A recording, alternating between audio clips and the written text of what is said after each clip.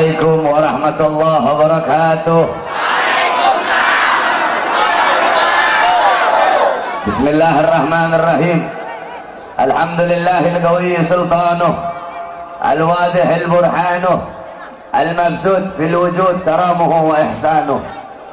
Allahumma salli wa sallim wa barik wa karrim wa azim ala miftahi bab rahmatillah adada ma fi ilmillah salatan wa salaman daimain bidawami mulkillah wa ala alihi wa sahbihi adada kulli dharratin alfa marrah amma ba'd. Yang saya cintai, yang saya muliakan, para alim ulama, para kiai, para asatid, para tokoh masyarakat, para aparat pemerintah. Yang saya cintai, yang saya muliakan, ketua panitia beserta seluruh panitia peringatan Isra wal Mi'raj Nabi besar Muhammad sallallahu alaihi wasallam, beserta seluruh hadirin hadirat, bapak-bapak, ibu-ibu, pemuda-pemudi umat baginda Nabi besar Muhammad yang selalu dimuliakan oleh Allah Subhanahu wa taala. Alhamdulillah, segala puji dan syukur kehadirat Allah Subhanahu wa taala. Dialah Allah Subhanahu wa taala yang maha besar dari segala sesuatu yang besar. Yang besar selain Allah kecil. Dialah Allah Subhanahu wa taala yang maha kaya dari segala sesuatu yang kaya. Yang kaya selain Allah miskin. Dialah Allah yang maha perkasa, yang maha kuat. Yang perkasa, yang kuat selain Allah lemah. Dialah Allah raja di atas para raja. Yang raja selain Allah hamba. Dialah Allah Subhanahu wa taala yang maha berkuasa selama-lamanya. Yang berkuasa selain Allah kadang berkuasa dan kadang tidak berkuasa. Dialah Allah yang maha tahu. Yang tahu selain Allah adalah pencari pengetahuan. Dialah Allah yang maha berilmu. Yang berilmu selain Allah adalah pencari ilmu. Dialah Allah yang maha hidup. Yang hidup selain Allah pasti akan mati. Yang ada selain Allah pasti akan tiada. Yang wujud selain Allah pasti akan binasa. Sedangkan hidupnya Allah, adanya Allah, wujudnya Allah selama-lamanya kekal abadi, tidak akan pernah musnah dan tidak akan pernah binasa. Dan dialah Allah yang dimana pada malam hari yang mulia ini, di tempat yang penuh dengan barakah ini, Allah Subhanahu wa taala mengumpulkan kita di majelis ilmu, di majelis zikir yang penuh dengan kemuliaan ini. Semoga duduknya kalian di sini Allah ampuni dosa-dosa kalian, dosa-dosa yang telah lalu, dosa-dosa yang akan datang, dosa-dosa yang tampak, dosa-dosa yang tidak tampak, dosa-dosa yang besar, dosa-dosa yang kecil. Sebab duduknya kalian di sini mendapatkan keberkahan, mendapatkan keutamaan daripada baginda Nabi besar Muhammad sallallahu alaihi wasallam. Saudara-saudara, beruntung kalian menjadi umat yang paling baik, menjadi umat yang paling mulia, menjadi umat yang paling agung, menjadi umat yang paling utama, yaitu umat baginda Nabi besar Muhammad sallallahu alaihi wasallam. Umat yang selalu dibanggakan oleh Nabi, umat yang pertama kali dibangkitkan dari dalam kubur, umat yang kelak di akhirat akan menjadi pemimpin dari seluruh umat-umat yang lain. Umat yang dimana Allah, innal jannah muharramatun alal umam qabla an tadkhuluha ummatuh. Sesungguhnya sorga diharamkan oleh Allah untuk dimasuki oleh umat manapun sebelum sorga dimasuki oleh umat Nabi Muhammad. Beruntung kalian menjadi umat Nabi Muhammad sallallahu alaihi wasallam. Para nabi-nabi, rasul-rasul terdahulu, beliau-beliau iri kepada kita sebagai umat Nabi Muhammad. Di dalam kitab Nasaihul Ibad, Al-Imam Ibnu Hajar Al-Asqalani dikatakan bahwasanya Nabi Allah Adam alaihissalam, Nabi Adam berkata, sungguh aku iri kepada umat Muhammad karena Allah memberikan kepada mereka 4 macam kemuliaan yang tidak pernah Allah berikan kepada aku, tetapi Allah berikan kepada mereka sebagai umat Muhammad. Yang pertama kata Nabi Allah Adam alaihissalam, ketika aku berbuat salah, Allah lepaskan aku Allah lepaskan pakaian yang ada di tubuhku. Aku berbuat salah dalam keadaan berpakaian. Karena Allah murka, Allah lepaskan pakaianku. Sedangkan umat Muhammad, mereka berbuat dosa, mereka berbuat salah dalam keadaan telanjang, tapi tetap Allah berikan mereka pakaian. Saya berbuat salah dalam keadaan berpakaian, Allah lepaskan pakaian saya. Umat Muhammad kebalik, mereka berbuat dosa dalam keadaan telanjang, tapi tetap Allah berikan mereka pakaian. Ini tidak pernah Allah berikan kepadaku, tapi Allah berikan kepada umat Muhammad. Yang kedua, kata Nabi Adam alaihissalam, ketika aku berbuat salah, Allah menerima taubatku ketika aku berada di kota Mekah saja. Aku bertobat di tempat-tempat yang lain, Allah tidak terima taubatku. Tapi ketika aku berada di kota Mekah, Allah langsung terima taubatku. Bagi umat Muhammad, mereka bertaubat tidak harus ke Mekah. Dimanapun mereka bertaubat, akan Allah terima taubat mereka. Sedangkan aku, hanya Allah terima taubatku ketika di kota Mekah. Umat Muhammad, dimanapun mereka berada, Allah akan terima taubat mereka. Yang ketiga, kata Nabi Adam alaihissalam, ketika aku berbuat salah, Allah pisahkan aku dengan istriku Hawa selama ratusan tahun. Sedangkan bagi umat Muhammad, pagi, siang, sore, malam, mereka berbuat dosa, mereka berbuat salah, tapi tidak Allah pisahkan mereka dengan anak dan istri mereka. Aku hanya satu kesalahan, Allah pisahkan aku dengan istriku selama ratusan tahun. Ini tidak pernah Allah berikan kepadaku, kata Nabi Adam. Yang keempat, kata Nabi Adam, aku berbuat salah di sorga.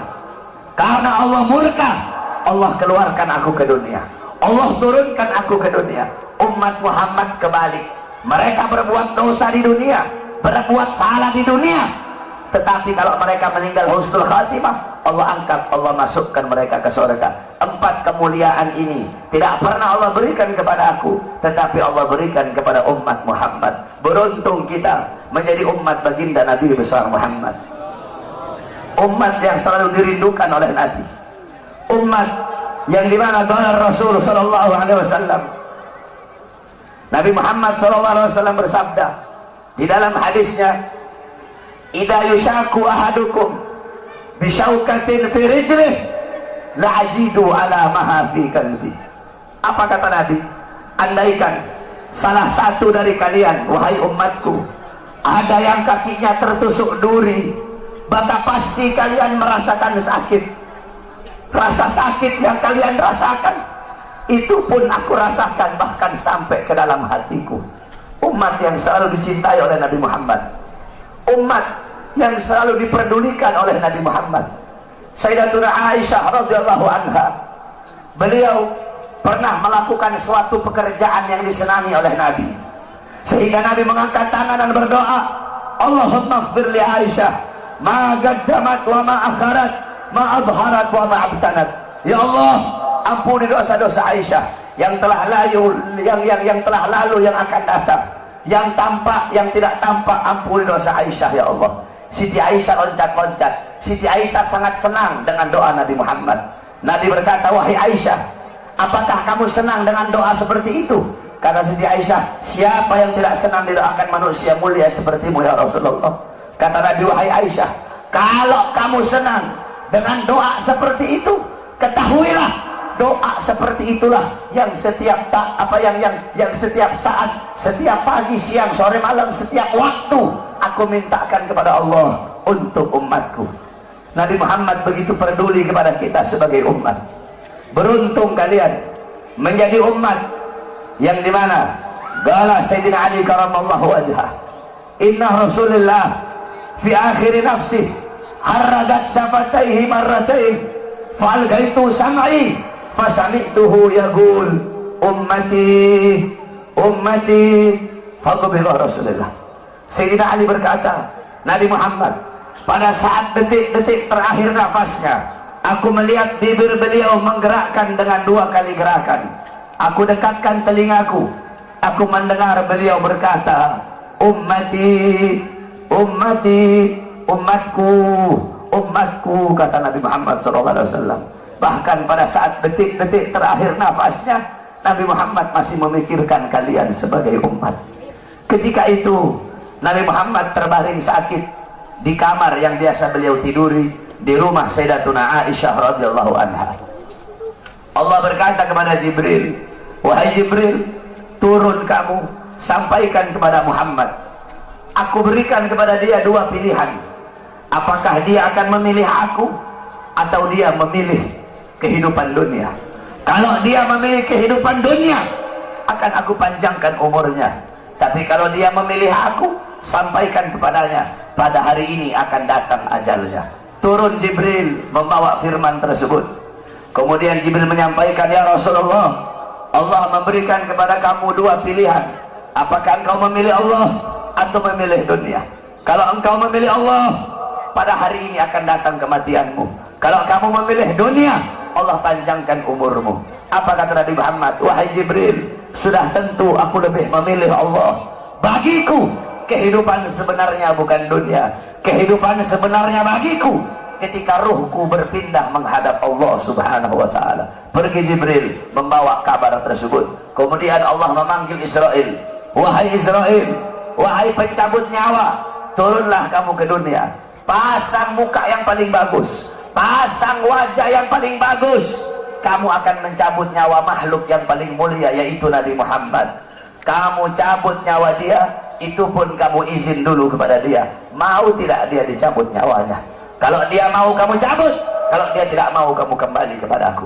Turun Israel membawa perintah Allah untuk mencabut nyawa baginda Nabi besar Muhammad. Israel berdiri di depan pintu rumahnya Nabi. Israel tidak berani langsung masuk rumahnya Nabi. Israel berdiri di depan pintu rumah Nabi Muhammad. Israel mengucapkan salam. Assalamualaikum ya Rasulullah. Assalamualaikum ya Habibullah. Assalamualaikum ya Safiyullah. Pintu rumah dibuka oleh Sayyidatuna Fatimah. Sayyidatuna Fatimah putrinya Nabi membuka pintu rumah tersebut. Siti Fatimah berkata, siapa engkau? Apakah engkau tidak lihat ayahku sedang terbaring sakit? Israel menjawab, aku yang memisahkan anak dengan orang tua. Aku yang memisahkan orang tua dengan anak. Aku yang memisahkan suami dengan istri. Aku yang memisahkan istri dengan suami. Aku yang menjadikan anak-anak menjadi yatim. Aku yang menjadikan istri-istri menjadi janda. Aku yang meramaikan kuburan. Aku pemisah antara kehidupan dan kematian. Aku adalah Israel. Allah memberikan mandat kepada aku untuk mencabut nyawa seluruh makhluk, dan aku datang ke sini untuk mencabut nyawa makhluk yang paling mulia, baginda Nabi besar Muhammad.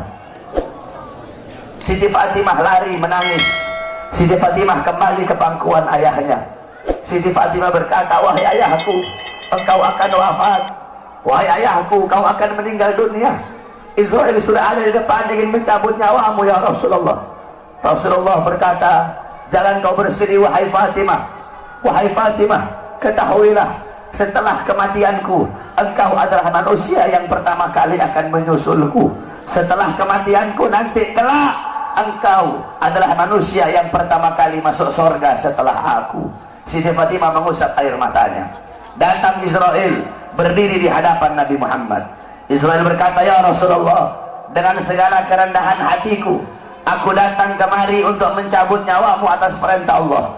Aku izin dulu kepadamu, apakah engkau mau dicabut nyawa? Kalau engkau mau, aku cabut. Kalau engkau tidak mau, aku kembali kepada Allah subhanahu wa ta'ala. Nabi Muhammad berkata, ya Jibril, wahai Jibril, aku belum puas meninggalkan umatku kalau belum diberi jaminan oleh Allah subhanahu wa ta'ala. Nabi Muhammad masih memikirkan nasib kita sebagai umat. Nabi Muhammad pergi menghadap apa? Jibril pergi menghadap Allah. Jibril berkata, ya Allah, kekasihmu Rasulullah meminta jaminan untuk umatnya. Apa kata Jibril? Ya Rasulullah, ya Allah, kekasihmu meminta jaminan untuk umatnya. Allah berkata, Allah berfirman, fa'auhallahu ta'ala ala Jibril, basyirhu ya Jibril, innahu awwalu nasin kharijun minal ardi idha bu'isu wa sayyiduhum idha jami'u fabashirhu innal jannah muharramatun alal umam qabla an tadkhuluha ummatuh. Nabi Allah berkata kepada Jibril, wahai Jibril, sampaikan kepada kekasihku Muhammad, dia adalah manusia yang pertama kali akan aku bangkitkan dari dalam kubur. Dia adalah manusia yang menjadi pemimpin seluruh manusia di dunia dan akhirat. dia menjadi pemimpin kelak ketika hari kebangkitan, dan sampaikan kepadanya, jaminan dariku surga aku haramkan untuk dimasuki oleh umat manapun sebelum surga dimasuki oleh umatnya. Turun Jibril bawa wahyu tersebut. Rasulullah berkata, al-an qarrat aini, sekarang aku senang, sekarang aku puas, cabutlah nyawaku wahai Israel. Dicabut nyawa Nabi Muhammad SAW. Ketika dicabut nyawa Nabi Muhammad mendesah. Nabi Muhammad berkata, kata dicabut lagi nyawa Nabi Muhammad. Nabi Muhammad berkata, Nabi Muhammad merasakan sakit.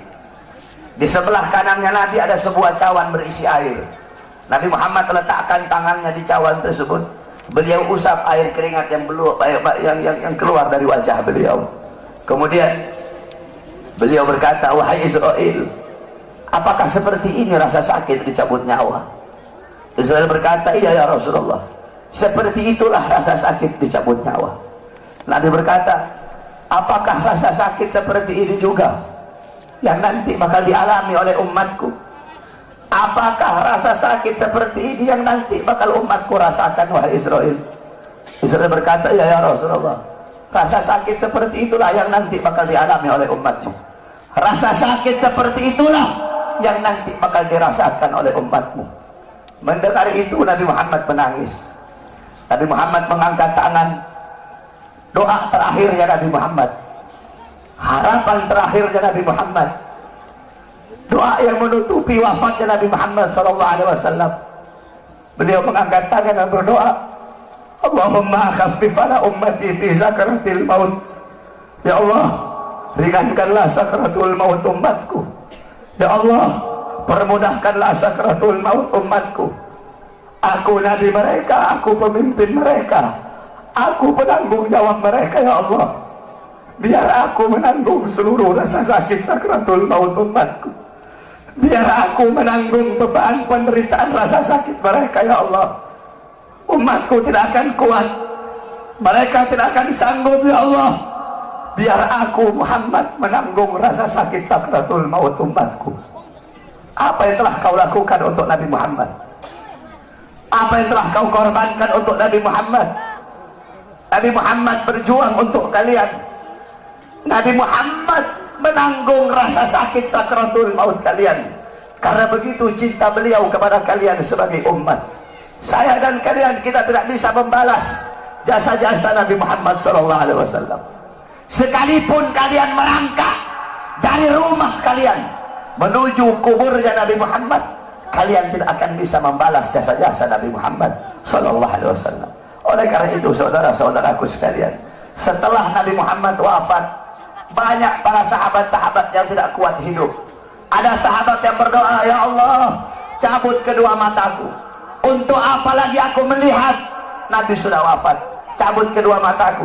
Aku tidak lagi mau melihat selain memandang wajahnya Nabi Muhammad. Ketika itu juga dia dibutakan oleh Allah Subhanahu wa ta'ala. Ada yang angkat tangan, ya Allah, cabut nyawaku. Aku tidak lagi mau hidup. Untuk apa aku hidup?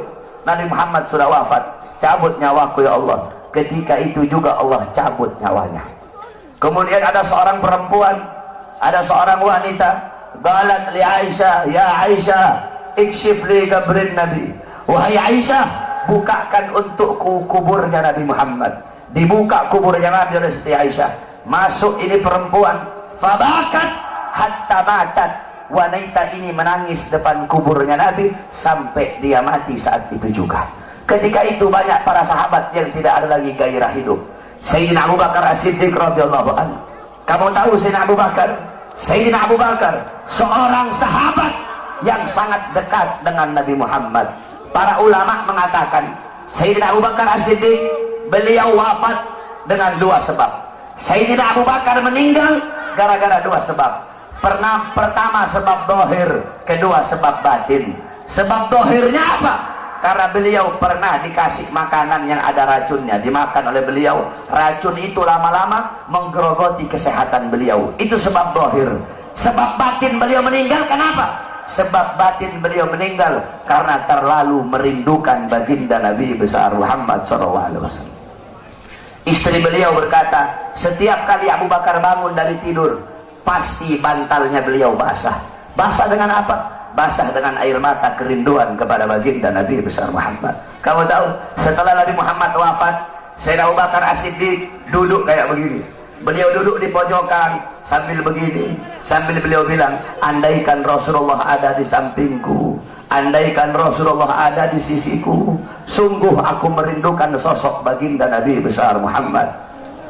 Bilal ibn Rabah, muazzinnya Nabi, setelah Nabi wafat, Bilal pergi pindah, nggak mau lagi beliau tinggal di Madinah. Kenapa? Tidak kuat teringat kenangan bersama baginda Nabi besar Muhammad. Selama 2 tahun Bilal pindah ke Syam. Kemudian selama 2 tahun beliau di sana, tiba-tiba mimpi Nabi Muhammad. Nabi Muhammad berkata, wahai Bilal, datang kau berziarahlah kepada aku. Datang Bilal selama 2 tahun.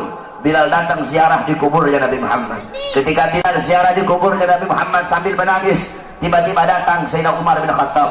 Sayyidina Umar berkata, wahai Bilal, kami sudah lama tidak mendengar suara azanmu. Maukah engkau azan untuk kami, wahai Bilal? Bilal menolak, Bilal tidak mau. Datang Sayyidina Abu Bakar As-Siddiq, wahai Bilal, kami sudah lama tidak mendengar suara azanmu. Maukah kau azan untuk kami, wahai Bilal? Apa kata Bilal? Wahai Abu Bakar, apakah dulu kamu membebaskan aku karena Allah atau karena dirimu? Kalau dulu kamu membebaskan aku karena Allah, jangan kau paksa aku untuk azan. Tapi kalau kau membebaskan aku karena dirimu, aku akan azan untuk dirimu. Dulu setiap aku mengucapkan asyhadu anna Muhammadar Rasulullah, Nabi Muhammad selalu tersenyum kepadaku. Sekarang ketika aku mengucapkan itu, siapa yang akan tersenyum kepadaku? Jangan kau paksa aku untuk azan, wahai Abu Bakar. Tiba-tiba datang 2 orang pemuda. Pemuda yang pertama dari perut ke atas mirip Nabi Muhammad. Pemuda yang kedua dari perut ke bawah mirip Nabi Muhammad. Mereka adalah Sayyidina Hasan dan Sayyidina Husain, cucunya Nabi Muhammad SAW.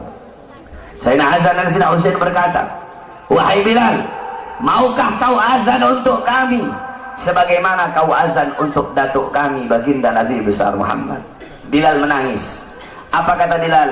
Wahai cucu Rasulullah, kalau aku menolak permintaan kalian, kelak aku akan menghadap Nabi Muhammad, aku akan jawab apa ketika aku ditanya oleh Nabi Muhammad? Abu Bakar memerintahkan aku tidak mau. Umar memerintahkan aku tidak mau. Kalau kalian yang perintahkan, aku tidak bisa menolak.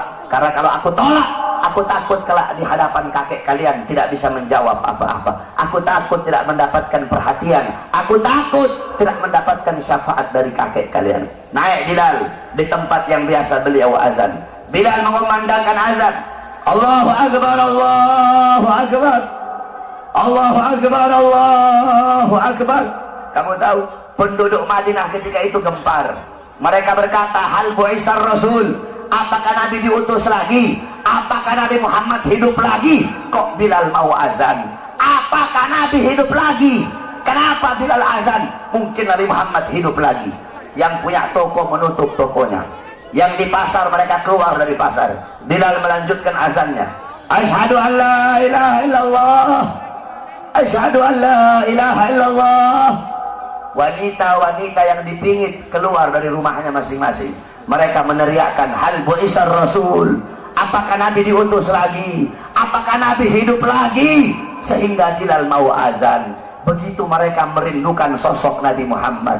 Ketika mereka sampai di tempat Bilal azan, mereka tidak melihat sosoknya Nabi. Ketika itu Madinah tenggelam dalam lautan air mata. Itu kecintaan mereka para sahabat kepada Nabi, kerinduan mereka setelah wafatnya baginda Nabi besar Muhammad SAW. Oleh karena itu, saudara-saudaraku sekalian yang dimuliakan oleh Allah Subhanahu wa taala, cintai oleh kalian Nabi Muhammad, ikuti beliau, jadikan beliau sebagai uswah, sebagai qudwah, sebagai teladan dan pedoman kamu dalam kehidupan sehari-hari.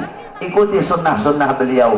Jadikan rumah tangganya kamu rumah tangga Nabi Muhammad. Jadikan kau punya rumah tangga Nabi Muhammad. Kamu tahu, banyak sekarang rumah tangga yang hancur, banyak sekarang rumah tangga yang berantakan. Kenapa? Karena rumah tangga itu tidak mengikuti rumah tangga baginda Nabi besar Muhammad. Rasulullah SAW bersabda, baiti jannati. Nabi Muhammad berkata, rumahku adalah sorgaku, rumahku adalah sorgaku.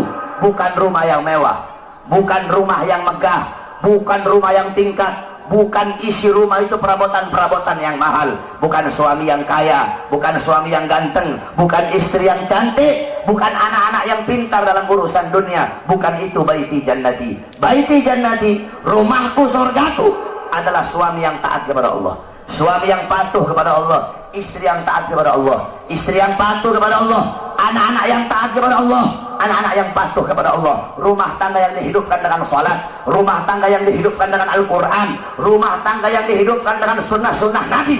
Ini adalah baiti jannati. Walaupun rumahnya dari kardus, walaupun tinggalnya di bawah jembatan, kalau suami, istri, anak-anak taat patuh tunduk kepada Allah, rumah tangga itu akan menjadi sorga. Rumah tangga itu, itulah rumah tangga baginda Nabi besar Muhammad SAW. Sekarang ini banyak istri-istri durhaka ya. Istri-istri sekarang banyak yang durhaka.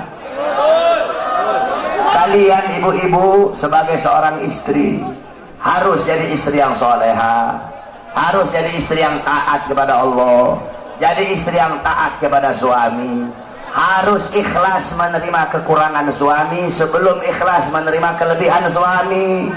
Ini ibu-ibu sekarang ikhlasnya menerima kelebihan doang, kekurangan suaminya nggak mau diterima. Suami datang nggak bawa duit diteriakin sama ibu-ibu. Kalian sebagai seorang perempuan, ridho Allah kepada kalian berada dalam ridho suami kalian. Ibu-ibu, beda anak perempuan sama anak laki, itu beda.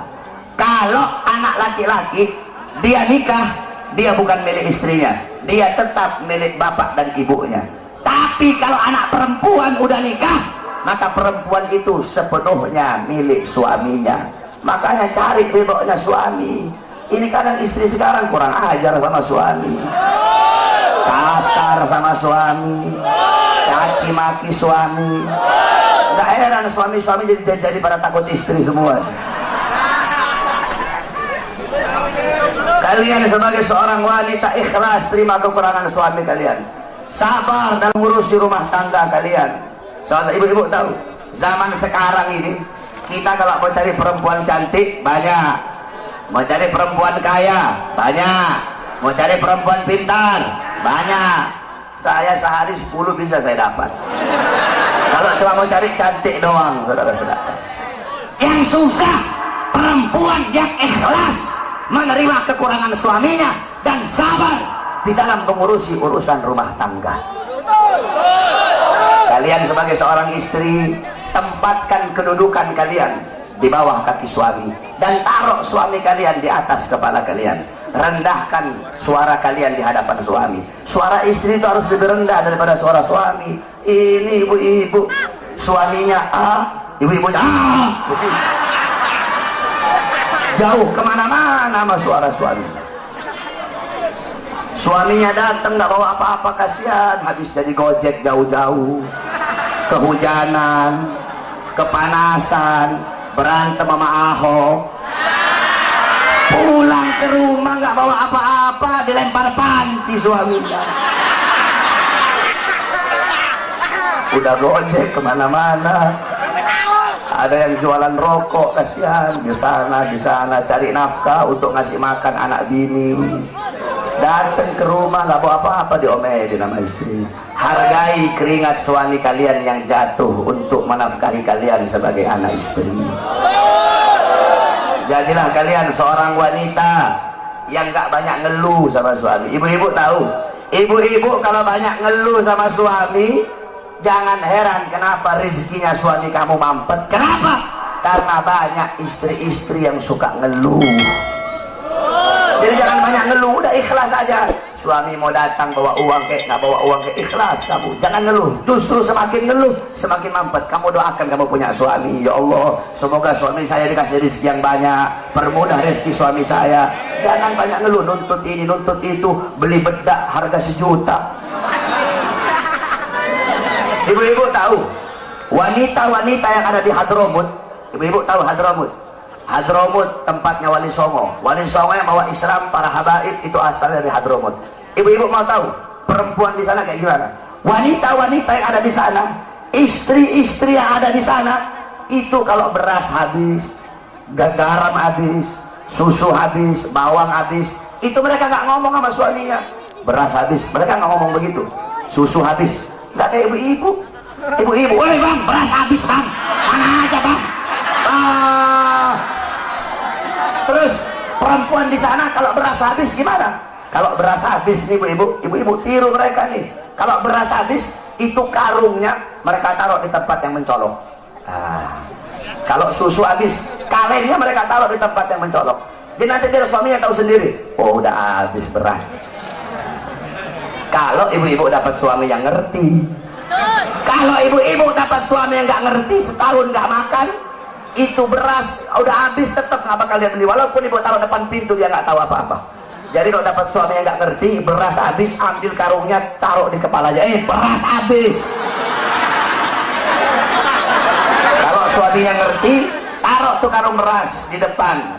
Jadi suaminya bangun tidur, ucek-ucek mata, oh udah habis beras, dia mandi, dia beli beras. Kalau ngerti, kalau nggak ngerti juga, ambil tuh karung, lagi tidur suaminya masukin dalam karung beras.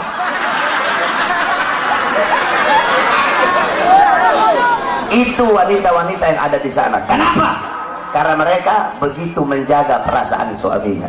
Ibu-ibu tahu, Rasulullah pernah ngomong sama Siti Fatimah, wahai Fatimah, maukah aku kasih tahu kamu siapa wanita yang nanti memegang tali kendaraanmu? Kata Siti Fatimah, siapa wahai ayahku? Namanya adalah Mutiyah. Coba kamu pergi, rumahnya ada di ujung sana, kamu cari tahu apa amal yang dia lakukan sehingga nanti dia bakal masuk surga pegang tali kendaraan kamu. Pergi Siti Fatimah, bawa Sayyidina Hasan yang ketika itu masih kecil. Sayyidina Hasan masih kecil ketika itu, dibawa oleh Siti Fatimah, diketuk pintu rumah, assalamualaikum, enggak dibuka ibu-ibu. Dari dalam dijawab, waalaikumsalam. Man, siapa? Ana Fatimah binti Rasul, aku adalah Fatimah putrinya Rasulullah. Oh iya wahai Fatimah, kalau engkau sendiri silahkan masuk, tapi kalau engkau bersama laki-laki jangan masuk wahai Fatimah. Aku bersama laki-laki. Siapa? Anakku masih kecil. Oh maaf, kamu tidak boleh masuk. Tapi dia masih kecil, walaupun masih kecil, aku izin dulu kepada suamiku, besok nanti kamu balik lagi, saya izin dulu kepada suamiku. Lihat bagaimana Siti Mutia. Ibu-ibu sekarang, Pak RT Pak RW datang ke rumah, Waalaikumsalam, suaminya ada nggak ada? Oh mari masuk Pak RT, mari masuk Pak RW, mau kopi apa mau teh Pak RW? Gak boleh.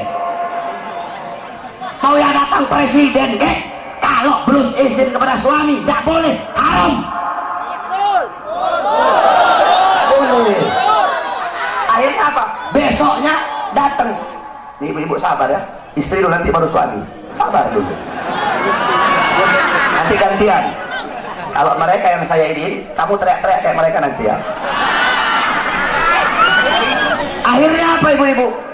Akhirnya besok datang lagi Siti Fatimah, bawa Sayyidina Husain.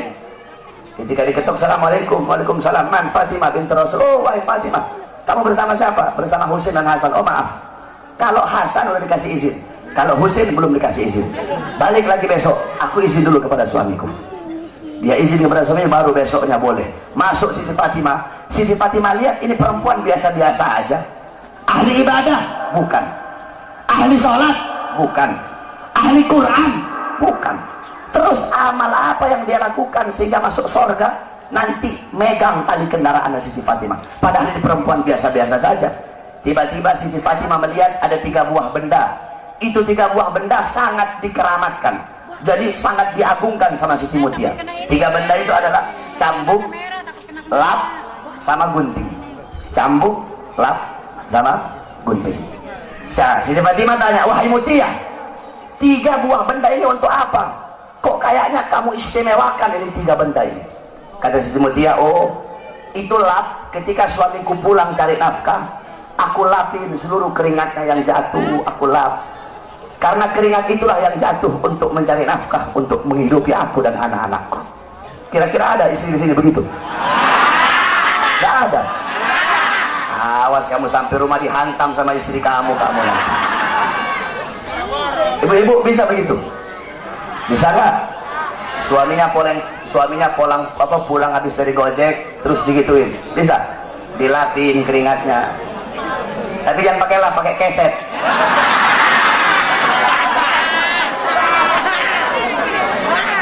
Itu yang pertama. Kemudian kata Siti Fatimah, terus ini cambuk untuk apa? Siti Mutia jawab, cambuk ini ketika suamiku aku sediakan makan, suamiku makan, ketika habis makan aku kasih cambuk. Wahai suamiku, kalau makanan ini tidak enak, aku rela, aku ridho engkau cambuk agar jadi pelajaran bagiku, biar besok bisa masak lebih enak lagi. Kamu lihat itu, ada ibu-ibu sini begitu. Istri kamu masak, kamu protes, mah keasinan mah, masak aja sendiri. Begitu ya, protes mulu. Masak istri sana, udah uang belanja kurang, banyak protes. Istri sekarang begitu tuh. Terus ini gunting terakhir, gunting ini untuk apa? Dijawab sama Siti Mutia, sebelum aku tidur aku kasih gunting kepada suamiku dan aku bilang, wahai suamiku, apabila dari tadi pagi sampai sekarang ada kata-kataku yang menyakiti perasaanmu, aku rela, aku ridho engkau potong lidahku. Subhanallah. Ada kamu cari gimana perempuan kayak begitu sekarang? Yang ada cabai-cabai syar'i sekarang banyak.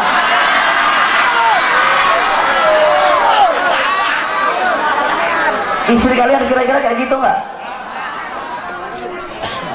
Itu ibu-ibu Siti Mutia. Nah, kalian sebagai seorang wanita, jadikan beliau-beliau sebagai teladan kamu, para wanita sorga. Siti Mutia, Sayyidatuna Fatimah, Sayyidatuna Khadijah, Sayyidatuna Aisyah radhiyallahu anha, Sayyidatuna Khadijah radhiyallahu anha. Kemudian Ummu Salamah radhiyallahu anha, Ummu Sulaim radhiyallahu anha, Ummu Aiman radhiyallahu anha, Siti Khansa radhiyallahu anha. Bagaimana wanita-wanita terdahulu, jadikan mereka sebagai teladan kamu dalam urusan rumah tangga. Kalian sebagai seorang perempuan, ini perempuan sekarang saya perhatikan, kalau mau keluar pengajian nih, dandan cantik-cantik ibu-ibu. Pakai bedaknya 2 cm segini. Yang putih muka doang, lehernya hitam.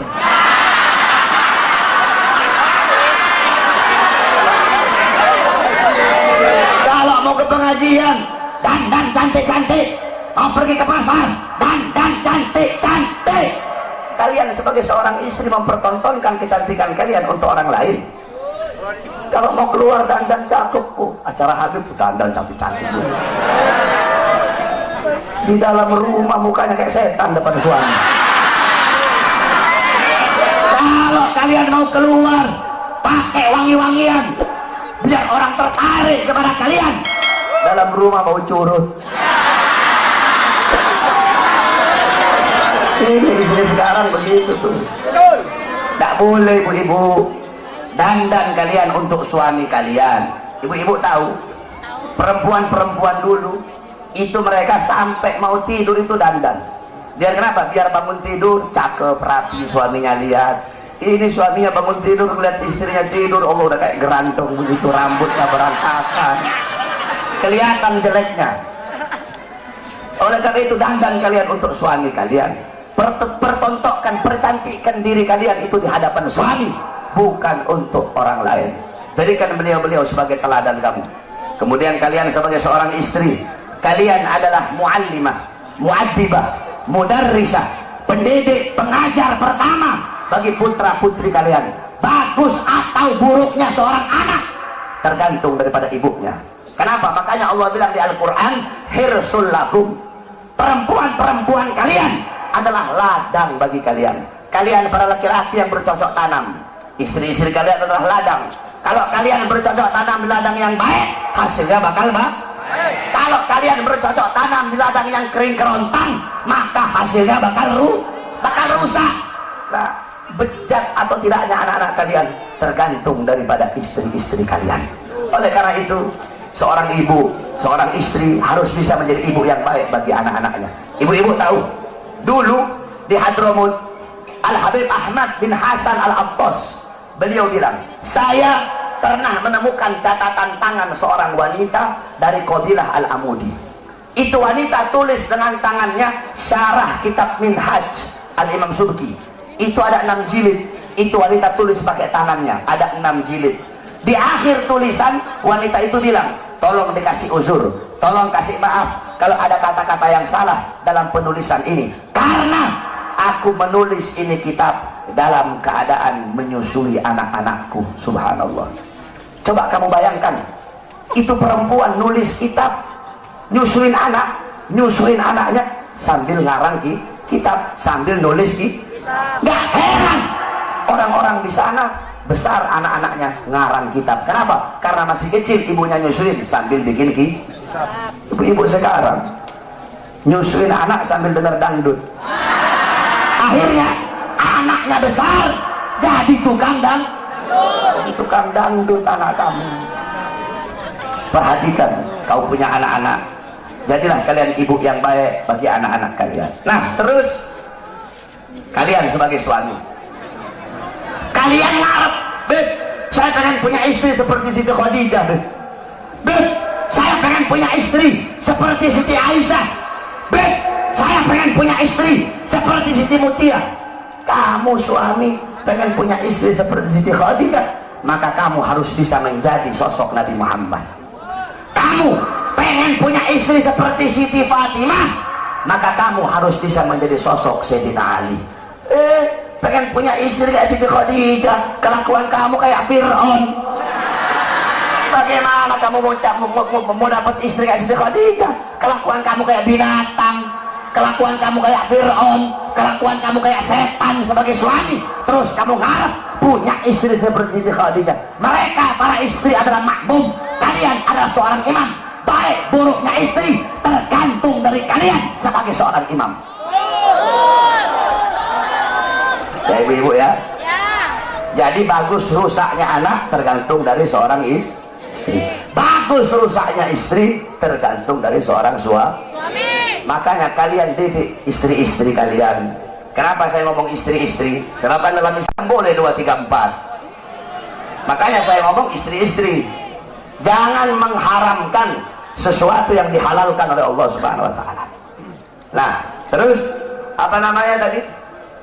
Jadilah kalian seorang suami yang memberi makan anak istri kalian dengan makanan yang halal, makanan yang baik, nafkah yang halal, nafkah yang baik. Jangan asal-asalan kalau ngasih makan anak istri itu. Jangan kasih makan anak istri kalian dari barang haram, dari nafkah yang haram, dari hasil nipu orang, dari hasil judi, dari hasil mencuri, dari hasil riba. Akhirnya tidak ada berkah bagi anak dan istri kalian. Jangan heran kenapa istri kalian melotot di hadapan kalian, kenapa istri kalian membantah perintah kalian, kenapa istri kalian caci maki kalian, kenapa anak-anak kalian jauh dari Allah, anak-anak kalian jauh dari agama. Karena kalian sebagai seorang suami memasukkan nafkah yang haram di dalam tubuh anak dan istri kalian. Kamu tahu doa Rasul, inna fil jasadi mudghatan idza saluhat saluhal jasadu kulluh wa idza fasadat fasadal jasadu kulluh ala wahyal qalb. Di dalam diri manusia ada segumpal daging. Kalau daging itu baik, baik seluruh anggota tubuh. Kalau daging itu rusak, maka rusak seluruh anggota tubuh. Ingat, daging itu adalah hati. Kalau hati itu tumbuh dari makanan, kalau kamu kasih makan anak istri kamu dari makanan yang baik, maka anak istri kamu akan jadi anak istri yang baik. Tapi kalau kamu kasih makan anak istri kamu dari barang yang haram, dari barang nafkah yang haram, jangan heran kalau anak istrimu melakukan sesuatu yang diharamkan oleh Allah Subhanahu wa taala. Dulu ada seorang wali besar, ulama besar, yaitu Al-Imam Haramain. Beliau dulu pernah ditanya, saudara-saudara. Beliau ditanya tentang satu permasalahan. Beliau nggak bisa jawab. Ketika beliau nggak bisa jawab, beliau bilang, mungkin saya tidak bisa jawab pertanyaan kamu gara-gara masih ada air susu yang tertinggal di tenggorokan saya. Maksudnya apa ada air susu yang tertinggal? Dulu saya waktu masih kecil, bapak saya sangat hati-hati memberi makan ibu saya ketika ibu saya sedang menyusui saya. Tiba-tiba ada seorang budak perempuan ambil saya. Itu budak susui saya tanpa sepengetahuan orang tua saya. Ketika ibu saya tahu, langsung saya diambil, dikasih kepada bapak saya. Bapak saya masukkan jari telunjuknya ke tenggorokan saya, mengeluarkan air susu budak tersebut. Karena itu adalah air susu yang subhat. Mungkin aku tidak bisa jawab pertanyaan kamu karena masih ada air susu yang tertinggal. Coba kamu lihat orang-orang dulu sampai segitunya berhati-hatinya mereka dalam memakan makanan yang subhat. Kamu tahu Al-Imam Hanafi. Imam Hanafi 7 tahun nggak pernah makan kambing. Kenapa 7 tahun nggak makan kambing? Semenjak ada kambing milik Baitul Mal di Kufah yang hilang, jadi Baitul Mal itu ada kambing. Ada orang nyumbang kambing di Baitul Mal. Itu kambing hilang. Ketika itu kambing hilang, Imam Hanafi nggak mau makan kambing. Kenapa? Takut kalau beliau makan kambing, ternyata kambing yang dimakan adalah kambing milik Baitul Mal di Kufah yang hilang tersebut. Beliau nanya sama tukang kambing, biasanya kambing itu usianya berapa tahun? 7 tahun ya Imam. Maka 7 tahun beliau tidak makan kambing sampai betul-betul yakin kalau kambing itu sudah mati, baru beliau mau berani makan kambing. Karena begitu hati-hatinya di dalam perkara yang syubhat. Al-Imam Nawawi, beliau nggak mau makan apel. Kenapa nggak mau makan apel? Karena apel di daerah beliau ditanam di lahan-lahan di tanah-tanah milik pejabat. Kemudian Al-Imam Syairozi yang ngarang kitab Muhaddab, beliau tidak mau makan sayuran yang berasal dari Damaskus. Kenapa? Karena sayuran yang berasal dari Damaskus itu ditanam di tanah-tanah milik pejabat, makanan syubhat. Mereka menjaga. Kenapa? Karena kalau hati udah masuk makanan haram, hati tumbuh dari makanan yang syubhat, tumbuh dari makanan yang haram, maka hati itu akan mendorong seluruh bagian tubuh untuk melakukan hal-hal yang diharamkan oleh Allah. Oleh karena itu, wasiat saya bagi kalian para suami, beri makan anak istri kalian dari sesuatu yang halal, rizki yang halal, nafkah yang halal. Itulah baiti jannati, itulah rumahku sorgaku. Jadi ingat, rumahku sorgaku bukan rumah yang mewah, bukan rumah yang megah, bukan suami yang cantik, bukan suami yang kaya, bukan istri yang cantik, bukan anak-anak yang pintar dalam urusan dunia. Baiti jannati, rumahku sorgaku, suami yang taat patuh tunduk kepada Allah Subhanahu wa taala. Kan enak kamu kalau dapat istri, istrinya subuh udah bangun duluan, nanti dibangunin, ayo salat bareng, jadi imamnya saya, ya enak, adem. Kamu pulang capek-capek, istri kamu sambut dengan senyuman. Bang Koid, mau kopi atau mau teh Bang Koid? Kan enak. Bang Entis mau kopi atau mau teh Bang Entis? Bang Entis bilang, mau nikah lagi Neng. Itu kopi masih panas dilempar ke mukanya Entis. Entis keok. Takut istri begini mau kawin lagi ya. Mudah-mudahan rumah tangga semua jamaah yang ada di sini jadi rumah tangga sakinah, mawaddah, warahmah. Rumah tangganya Nabi Muhammad SAW, amin. Rumah tangganya jadi rumah tangga Nabi Muhammad. Insyaallah anak-anak kalian jadi anak-anak yang soleh dan soleha, amin ya rabbal alamin. Dan terakhir kepada seluruh hadirin, saya Ramadan saya buka pesantren kilat itu 25 hari. Kalau ada anak-anak mau masuk gratis, nggak bayar, cuma bayar kitab-kitabnya saja. Itu selama 25 hari harus menghatamkan 25 kitab. Jadi ada 25 kitab itu harus dihatamin semua. Fikihnya ada kitab Risalatul Jami'ah, Taqratus Sadida, kemudian hadis, Arba'in Nawawi dan lain-lainnya, kemudian pelajaran Shorof, Amsalatul Tasrif, Kailani, kitab-kitabnya, kemudian Nahwu, Jurumiyah, Mabadi, kemudian tajwidnya Hidayatus Sibyan, kemudian Al-Quran, kemudian Muhawarah, kemudian Mu'adzarah dan lain seluruh pelajaran. Itu ada 20 kitab harus dikhatamkan. Jadi kalau ada anak-anak sini yang mau masuk pesantren kilat, betul, selama 25 hari nggak boleh pulang. Jadi ngajinya itu habis tarawih nanti saya ngajar, habis tarawih saya ngajar sampai jam 10. Jam 10 gantian Habib Muhammad ngajar sampai jam 12. Jam 12 saya ngajar sampai pagi. Sampai pagi tuh. Nah, nanti habis sholat subuh Habib ada habaib lagi yang ngajar sampai jam 9. Nah, jam 9 istirahat. Bangun duhur. Habis sholat duhur saya ngajar sampai asar. Habis asar saya ngajar lagi sampai tarawih. Begitu terus setiap hari biar hatam 20 kitab itu. Jadi kalau ada yang masuk silahkan, gratis, nggak bayar. Saya tanggung semua makannya yang ada di sana. Insyaallah saudara-saudara semuanya yang hadir di sini, Allah Subhanahu wa taala jadikan hamba-hamba yang baik, hamba-hamba yang taat, hamba-hamba yang patuh, hamba-hamba yang tunduk kepada Allah Subhanahu wa taala. Tadi semuanya yang turun aksi 55, insyaallah Allah jadi saksi atas perjuangan kalian semua. Insyaallah Allah SWT berikan kemenangan kepada kita umat Islam. Saudara-saudara sekalian, ingat, kemenangan pasti akan menang. Kemenangan, kebenaran pasti akan menang. Kebenaran itu gak akan pernah kalah. Kita memperjuangkan kebenaran, kita pasti menang, saudara-saudara. Kita berdoa, semoga Allah berikan kekuatan kepada majelis hakim untuk bisa menvonis Ahok dengan seberat-beratnya. Sehingga apa? Sehingga kalau Ahok nanti nggak ditahan, besok bakal lahir Ahok-Ahok yang lain. Kalau Ahok nggak ditahan, besok bakal lahir penista-penista agama yang lain. Jadi hakim harus tegas. Hakim itu harus bisa ngasih keputusan yang adil, keputusan yang bisa memuaskan seluruh masyarakat dan umat Islam yang ada di Indonesia. Saya malas mau bahas Ahok, belum tidur saya dari tadi pagi, nggak mau keras-keras saya. Nanti deh di acara yang satunya deh. Apalagi pada Ahok udah keok, udah kalah Ahok. Tinggal nunggu masuk bui aja lu Ahok. Kok bentar lagi masuk bui kok. Kebenaran pasti akan menang, saudara-saudara. Kebenaran tidak bisa dikalahkan dengan kebatilan. Kebenaran milik Allah, dan Allah pasti akan memenangkan yang berjalan di jalan kebenaran. Makanya kita dukung terus hakim. Udah cukup jaksanya yang goblok. Hakim dan ikut-ikutan goblok. Kalian hukum, kalian para penegak hukum. Kalian para penegak hukum, hukum harusnya tajam di atas, tajam di bawah, bukan tumpul di atas dan tajam di bawah. Tegakkan kebenaran, tegakkan keadilan kepada siapapun, yang benar-benar, yang salah-salah. Ini para penegak hukum, Pak Polisi, hakim, jaksa, congornya kan suka ngomong, ini negara hukum ini. FPI jangan anarkis FPI. Ini negara hukum. Jangan main hakim sendiri ya.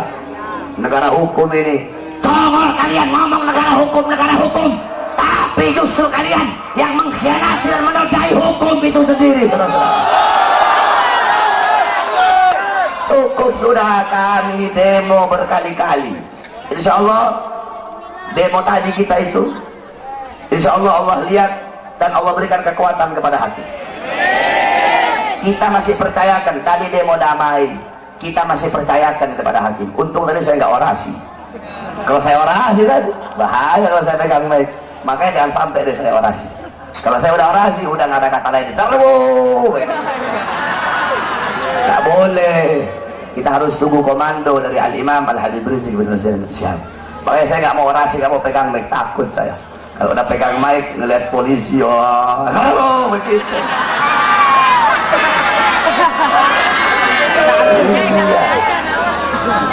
Oleh karena itu, kita berikan kepada hakim, kita masih sabar. Makanya hakim kalian harus adil, tegakkan kebenaran. Kalau sampai hilang kepercayaan kami kepada kalian sebagai para penegak hukum, maka jangan salahkan kami kalau kami hukum Ahok dengan cara kami sendiri, saudara. Kami para pemuda-pemudi akan cari Ahok sampai ke lubang sebut. Kami bantai dia kalau sampai bebas.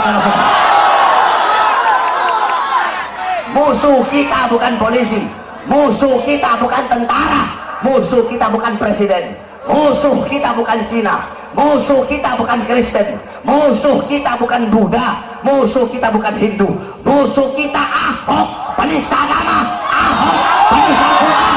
Itu musuh kita. Maka siapapun yang melindungi Ahok, siapapun yang membela Ahok, maka dia menjadi musuh kita, saudara. Kalau polisi melindungi Ahok, polisi jadi musuh kita. Kalau tentara melindungi Ahok, tentara jadi musuh kita. Kalau presiden melindungi Ahok, presiden pembela Ahok, ya emang sih orang adeknya.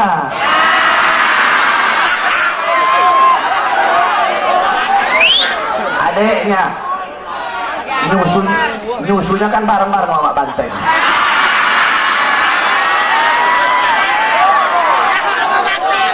Saudara sesusuan, Dua-duanya muka polos.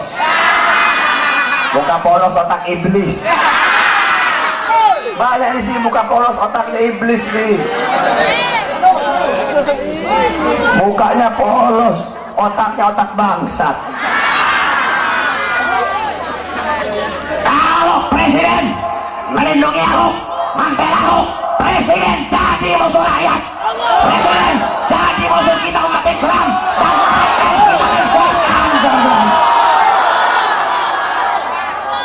Makanya demi keutuhan NKRI, demi keutuhan Bhinneka Tunggal Ika, demi keutuhan bangsa, tangkap Ahok, penjarakan Ahok, hukum Ahok dan serangan.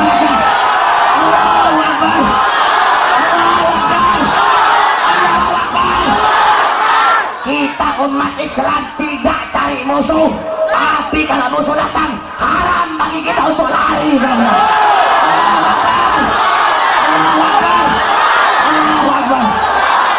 Allahumma balikna fi Sya'ban wa balikna Ramadan. Allahumma balikna fi Sya'ban wa balikna Ramadan. Allahumma balikna fi Sya'ban wa balikna Ramadan. Wa sallallahu alaihi wasallam Muhammad wa ala alihi washabbihi wa barik wa sallam. Alhamdulillahi rabbil alamin. Wal 'afwu minkum. Wassalamu alaikum warahmatullahi wabarakatuh. Saudara-saudara, stop. Yang ada balik dulu. Mari sama-sama kita bersalawat kepada Nabi Muhammad. Hafal salawat yang baru. Hafal ya yang baru ya. Kita qasidah sambil kita mengeluarkan harta kita dari jalan Allah Subhanahu wa taala. Ya. Keluarkan harta kita dari jalan Allah Subhanahu wa taala.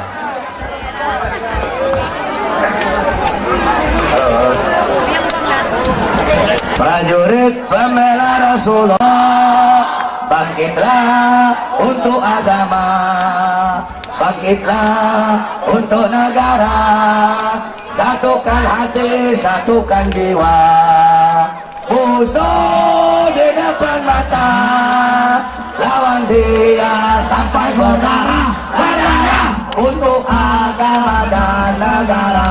Tercipta kematian murah harganya. Maju ayo, maju ayo, terus maju, habisi pengkhianat bangsa. Kami berjanji demi Allah, rela binasa demi agama. Wahai prajurit pembela Rasulullah, berjuanglah tanpa lelah. Walau harus merangkak dengan mata, takkan mundur walau satu langkah, takkan mundur walau satu langkah. Wahai para pemudi-pemuda, kibarkan Fahil Mustafa, serahkan jiwa untuk agama, mencari syahid di jalan Allah. Maju pantang menyerah, walau bergelimangan darah, berdarah, jadi saksi Allah mati syahid adalah hari raya. Maju ayo terus maju, habisi pengkhianat bangsa. Kami berjanji demi Allah, rela binasa demi agama. Wahai prajurit pembela Rasulullah, berjuanglah tanpa lelah. Walau harus merangkak dengan mata, takkan mundur walau satu langkah, takkan mundur walau satu langkah. Wahai para pejuang agama, bangkitlah. Wahai para singa-singa Allah, bangunlah. Musuh sudah di depan mata, lawanlah. Kejayaan menanti kita, kejayaan menanti kita, kejayaan menanti kita. Rebutlah. Maju ayo terus maju, habisi pengkhianat bangsa. Kami berjanji demi Allah,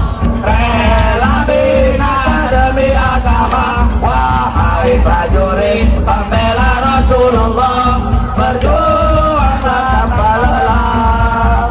Walau harus merentak dengan mata, takkan mundur walau satu langkah, takkan mundur.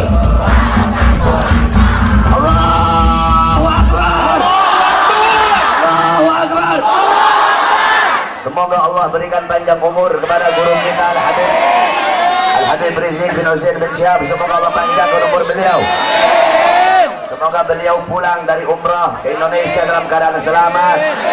Amin ya rabbal alamin. Allahumma nas'aluka khairal mas'alah wa khairan najah wa amalaka khairal mamat wa anta bitajil mawadana wa haqiqi mana wa anta maulana fanasuluka bil kafirin wa sallallahu alaihi wasallam Muhammad wa alihi wa sahbihi wa barik wa sallam. Alhamdulillah rabbil alamin. Wa salli ala sayyidina Muhammad.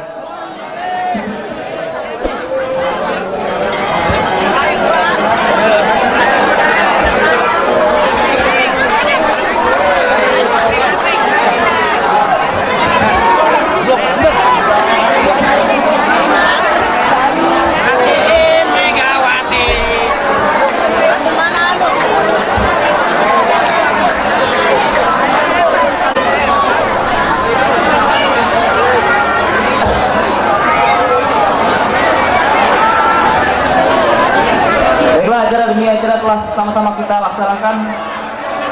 Tadi juga telah ditutup dengan doa. Untuk itu, dengan berakhirnya acara dengan agenda ini, maka acara ini telah selesai dengan baik.